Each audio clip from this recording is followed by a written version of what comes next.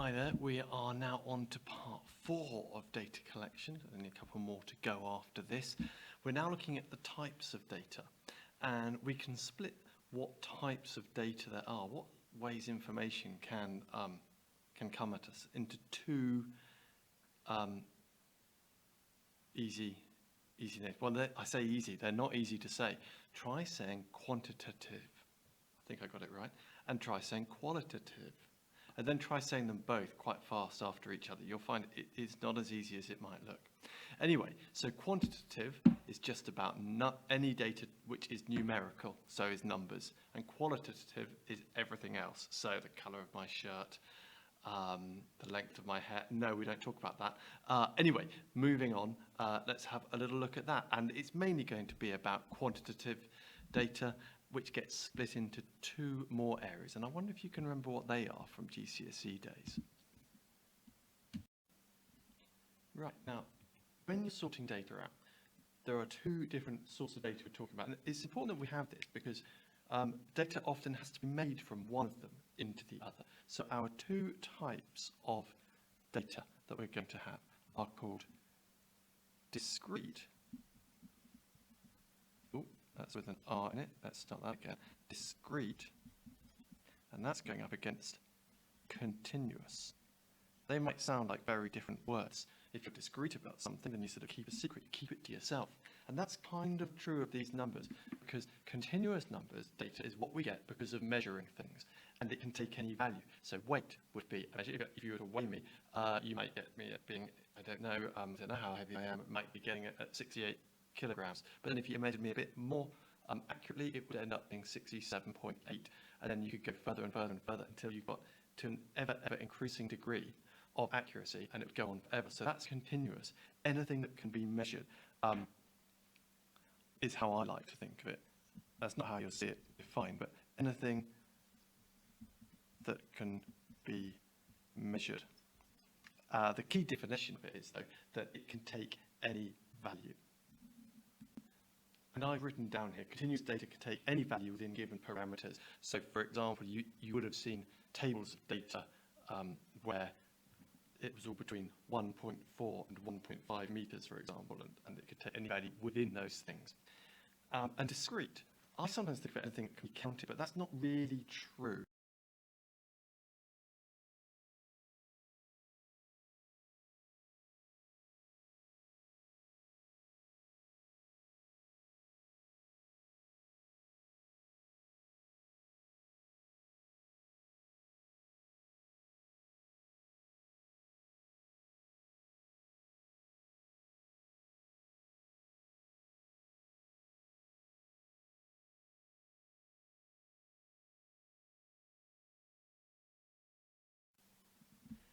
It actually means numerical data that can only take specific values. And that is important because a lot of the time discrete data just takes whole number values. But it can, in other cases, not. So a lot of the time it may just be how many of something there are. Often it is.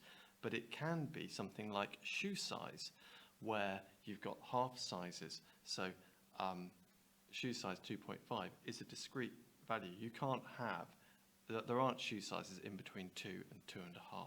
So that is discrete there. All right, so hopefully you're not too confused. We'll look at a few examples of it in a moment.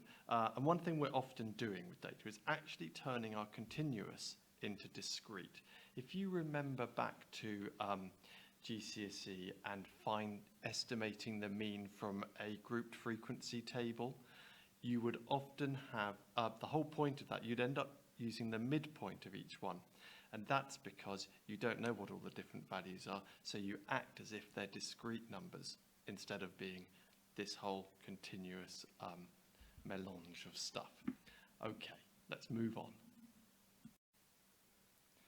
Right then, you don't necessarily have to write all of that, but certainly pause the video and copy down the table quickly and these questions. So, is length quantitative or qualitative? Well, you have to talk about it in terms of numbers, so it is quantitative. So normally you'd write that, but I'm going to cheat there. Is it discrete or continuous? Well, it's something that's measured. Anything that's measured is continuous because you could measure it to a finer and finer degree, so it doesn't take only certain specified values, so it's continuous.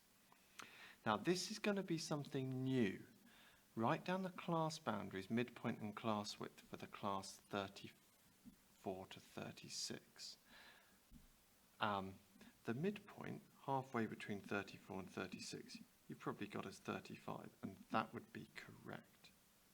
The class width, you may just have as 2, and the boundaries you may have as 34 millimeters and 36 millimeters. But if you think about it, these things have been measured to the nearest millimeter. You're going to have things that are measured to 33.4 millimeters that are in here. Butterflies, not things, butterflies. You're going to have butterflies that are measured at 33.8 millimeters that would have been rounded up to 34 and be in here.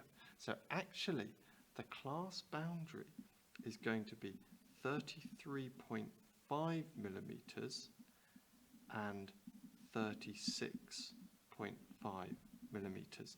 Now the class width is going to be the biggest take the bottom. It's the range that is doing. And if you do 36.5 take 33.5, you get 3 millimeters for the class width. So there you go, there's our class boundaries, midpoint and class width. Now a quick game of spotting qualitative and quantitative.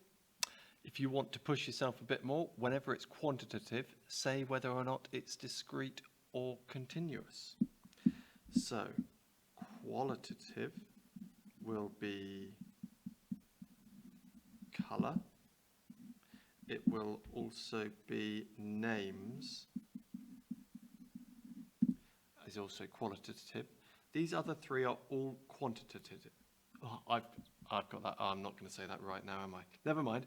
Moving on. Shoe size is one I've already mentioned. That's discrete because it can only take certain specified values. Both the height and the time spent waiting in a queue are both things that could be measured to a finer and finer degree, so they are both continuous. Now, something maths students hate being asked to do and explain things, so pause it, copy these down and have a go at it. So type of tree is qualitative. Why? Because it's non-numerical data. That's all we need there. Number of pupils in it is a discrete quantitative variable. It can only take on whole number values. Or you could have used the word integer there, couldn't you? So if it's only taking on integers, then it's not continuous. So if it is only whole numbers, the number of things that you're counting is always continuous. I mean, it's always discrete. And the weight could take any value within the parameters, could be weighed to any value. So I've gone with could be any number if measured at different degrees of accuracy. Anything along those lines will be fine. Now, the final questions for this week's lesson. Take your time, have a go. Now the class boundaries for the third group, so that's this group here, isn't it? It's not going to be 1.35 to 1.55, is it? Because the ones above, they go at the same point. And what's different between this and the table we were looking at earlier is it's got the inequalities going 1.4 equal to or greater than and less than 1.5. So it's 1.4, what's the and 1.5 kilograms, and you should really put the units down as well. Work out the midpoint of the second group. Well, you can do that just by doing 1.3 plus 1.4 and halving it, or it's fairly obvious, isn't it, what's halfway between them? 1.35 kg. And the class width of the first group, so that would be 1.3 take 1.2 is 0.1 kilograms. And that's it for today. Join us next time when we start looking at something specific for the Edexcel A-level exam, which is the large data set which you will need to download. Okay, bye-bye.